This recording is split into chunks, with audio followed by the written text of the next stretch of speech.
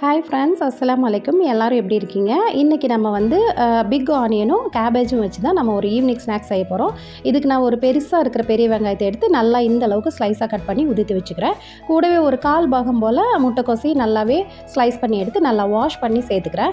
இது கூட நம்ம வந்து ஆல்ரெடி பஜ்ஜி மாவு இருந்ததுன்னா அதை சேர்த்துக்கலாம். ஒரு 4லேருந்து 5 டேபிள் ஸ்பூன் சேர்த்துக்கோங்க.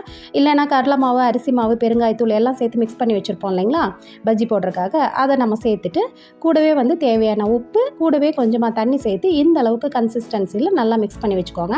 ஆயிலை நல்லா ஹீட் பண்ணிவிட்டு ஸ்பூன்லேயோ இல்லை கையிலையோ தேவையான அளவு எடுத்து ஃப்ரை பண்ணுங்கள். ரொம்ப ரொம்ப டேஸ்ட்டாக இருக்கும், நல்லா கிறிஸ்பியாகவும் இருக்கும். ஈவினிங் இஃப்தார் டைமுக்கு கஞ்சி கூட சேர்த்து சாப்பிட, மயோனீஸ் கூட இல்லைனா க்ரீன் சட்னி வச்சு சாப்பிட ரொம்பவே டேஸ்ட்டாக இருக்கும். இதுக்கு வெஜிடபிள்ஸ் போட்டு செஞ்சுருக்கறனால ஹெல்த்துக்குமே ரொம்ப ரொம்ப நல்லது. குட்டீஸுமே நல்லா விரும்பி சாப்பிடுவாங்க. இது வரைக்கும் இது ட்ரை பண்ணாதவங்க கண்டிப்பாக ட்ரை பண்ணி பாருங்கள். நம்ம சேனலை ஃபஸ்ட்டாக பார்க்குறவங்க நம்ம சேனலை சப்ஸ்கிரைப் பண்ணிக்கோங்க. தேங்க்ஸ் ஃபார் வாட்சிங்.